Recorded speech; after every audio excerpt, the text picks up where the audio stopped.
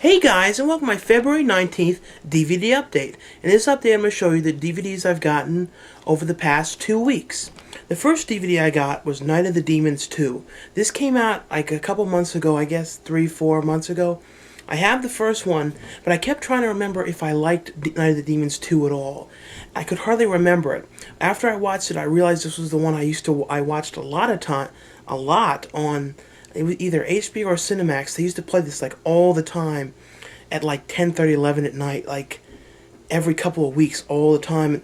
The one in this is the guy who looks a little bit like MJ, who's in that movie, The Day My Parents Ran Away. This is definitely one that I would recommend you check out. It was actually really good for a sequel. The only thing that sucks is it's in full screen, and the transfer for the movie is just taken directly from the tape. I don't know why Lionsgate didn't, attempt to get the print or do a better DVD of it. The next I haven't watched it yet. I watched the first season though. It's Dirty Jobs with Mike Rowe. I like the first season of this. I don't usually watch a lot of these things when they're on TV. I just watch them on the DVD. I got this at Walmart for $13.99. I couldn't find it at Best Buy the first week it came out, but this one looks like it has a lot more interesting episodes than the first season. And it's about like him working at like some of the worst, dirtiest jobs that you could imagine. It's a pretty interesting show. And two $5 bin movies I got. And this I've been looking at in the $5 bin since the $5 bin started in Walmart like, 8-9 years ago. I've been looking at it since the beginning. It's one of the first DVDs, I believe, that came out, one of the earliest. It's Don't Tell Mom the Babysitter's Dead. For some reason, I never bought it, and now I'd actually disappeared from the $5 bin for a couple of years, and now it's back in there again. So I decided, why don't I just get this? And the next one I was never bought. I have Suburban Commando, but I don't have this one, and I didn't know why I didn't get it, is Mr. Nanny. And I liked Hulk Hogan's movies that he made. Some of them weren't that good, but I think the best two that he did was Mr. Nanny and Suburban Commando. And they're true, real 90s style movies. I would recommend, if you like, like silly 90s movies, you definitely like them. Hopefully one day Hulk Hogan will go back into doing acting when he's the lead, but I don't know if there's interest, and I don't know. He had a different way of acting back then. He acts more like he's going to kick your ass now. But back then he acted more like a kind man or something. He was, you know what I mean? He was like a little different then. The next one I got another one. I was looking at this one, I was like, the cover looked really bad, Storm Warning, and I thought it was only $9.99 at Walmart. I was like, I'll check it out. And I actually really like this. And don't judge it by this cover. Dimension Extreme, you guys really need to work on making better covers. When you make them look like this, it makes it look like it's going to be one of those really bad movies. Those terrible, thrown together crap movies. It's actually a really cool movie. It has a real 70s style. One of those 70s style like revenge films it's about a couple that goes out boating in this little boat in Australia, and they get lost because they go out too far, and then they start walking around this. When they get lost, they walk around this like empty area, and they run up into this house, and they're looking around and traipsing around the house, and then they find this marijuana thing inside, and the guys in the house are nuts, and they're gonna keep them captive, and it's really cool, and it reminded me of that movie Long Weekend. Just the way it flowed, and especially the first 10 minutes were a lot like that 70s film Long Weekend. And then I looked it up, and the director of this movie is actually directing the remake of Long Weekend, which is really weird because I would not have thought that, how I thought that, and then I noticed that. The next one that you can get from GiuseppeAndrews.net.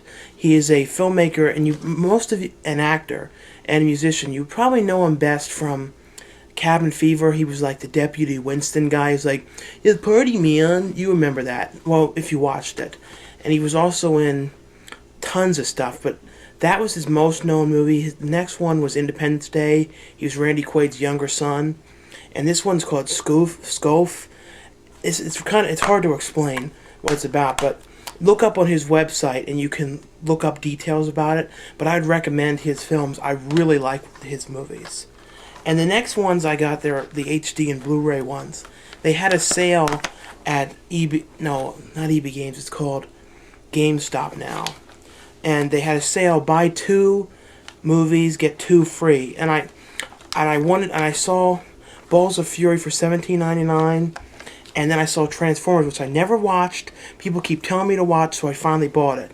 Balls of Fury I already saw and really liked, and a new DVD of this was $30. So I figured, you know, it almost paid for itself, and this was $17. So I bought, I got 4 for about $37, which is almost the price of one expensive one of them.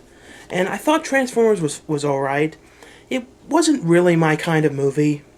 I mean, there's nothing wrong with it. Absolutely nothing wrong. It's a well done movie and all.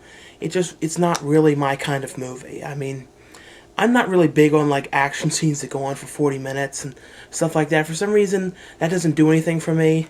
I mean, certain action things like Rambo and stuff I like, but and like I was getting kind of annoyed too because I was noticing a lot of the music, the riffs were kind of like rip-offs of things, like that dun dun dun dun dun. The whole time I was thinking, like, what? Why are you doing that? That sounded just like the Terminator 2 music. And I looked it up and read about it, and they said how the composer admittedly copied, or somebody said something like he copied music or stole riffs or something. I don't know. But the movie was fine. I mean, it's just not really my thing. And the free ones, they didn't have much free I wanted. I just wanted to get those 2. But I just got them. I got The Omen, the new one. It's like fine. Not something I'm going to watch again. And then Saw 3, the unrated. I just figured, you know, if it's free, I'll just take it. Saw 3 was fine. Saw 1 was the best. Saw 2 was good, but not as good as the first one at all. Saw 3 was decent, and then Saw 4 was just not worth watching. At least I didn't care for it. The next one is Martian Child, which is John Cusack's movie about him adopting this boy who believes he's a Martian. I really enjoyed this movie.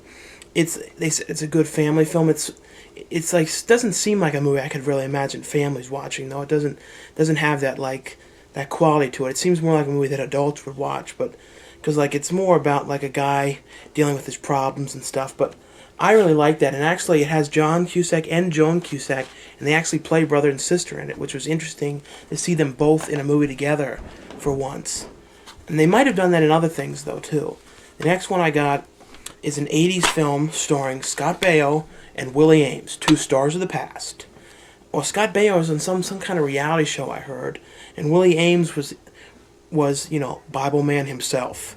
I never saw that thing.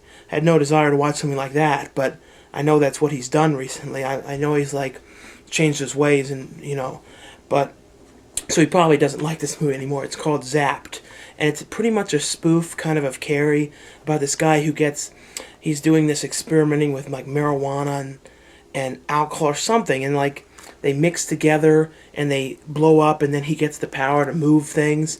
I really like this, and the ending is like the last scene is really funny. I would definitely recommend this, and it's a good 80s film. It's only $9.99. That's a good price for something like that. These ones people kept talking about, and I bought them because they had them on sale at Best Buy, and it's the 42nd Street Trailers collection. And these are fine, but like the whole time I was watching them, I was kept on wanting to watch the movies themselves, and a lot of these I don't think are out. I have a lot of them though. You know, some of them were interesting. I had that. I had a bunch of interesting ones on it, and I know they have one that's all adult trailers, but that one is like you have to get online and stuff. The next one is an absolute must-own. There was a DVD out of this before, but it had no features, and DVD M was showing her copy of this, and somehow they made it 2 discs, but I think it's all the same features. And it's Tootsie, and this is one of my favorite Dustin Hoffman films. Definitely a must-see, must-watch 80s film. It has a great cast, and it has A Better Man, The Making of Tootsie, which is an hour-long documentary, original screen test footage, and it actually has deleted scenes. Here's the disc.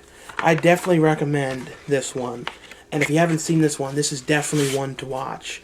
And don't get the old version, get this new one, because I think they're pretty much the same price.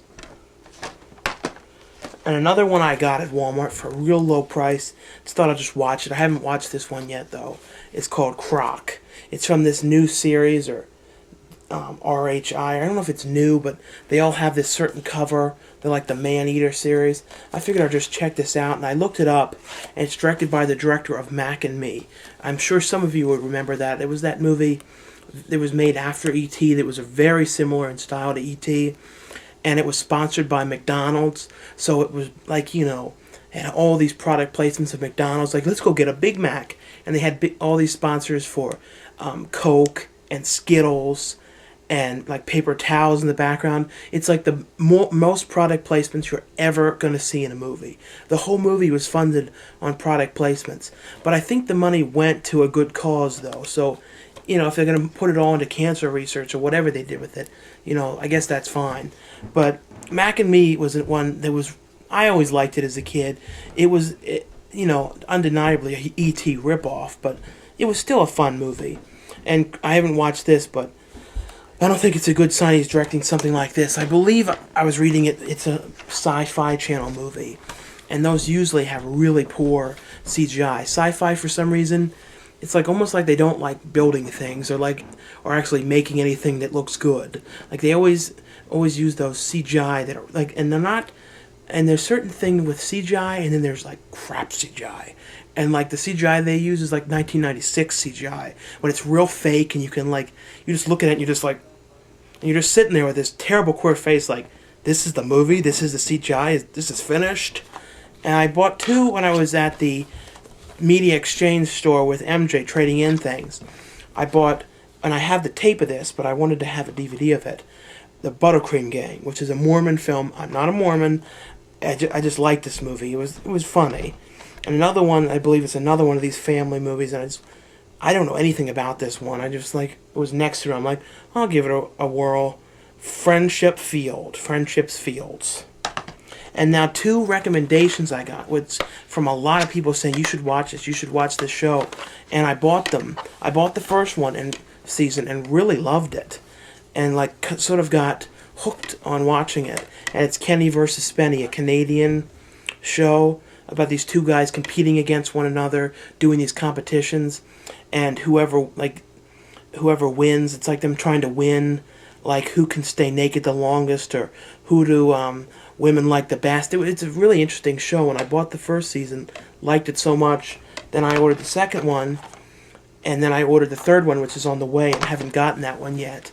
But this is a great show, and I really liked it, so thanks for the recommendations from everyone, from all the dozens of people. I got dozens of people emailing me saying, check this out. I must have said something that brought on to check this out or something, but what sucks is you have to order them from Amazon Canada, and they're like $30, and I bet in Canada they're probably a lot cheaper. And I got one tape, one VHS, yesterday at a flea market, the flea market where I bought some of the other tapes. I got this for $1 and started watching it, and I got really bored. It was really poorly made. So I just called MJ and talked throughout the whole thing, just stood the background, because I couldn't really take it. It's called The Alien Dead. And I like this cover. It's a really cool cover of these aliens. The back's a little weird. You can't even really read it when you put red on a title. Blue on red like that. That's like really bad design work. That one Ween CD did this, that God, Ween, and Satan one. But it was okay.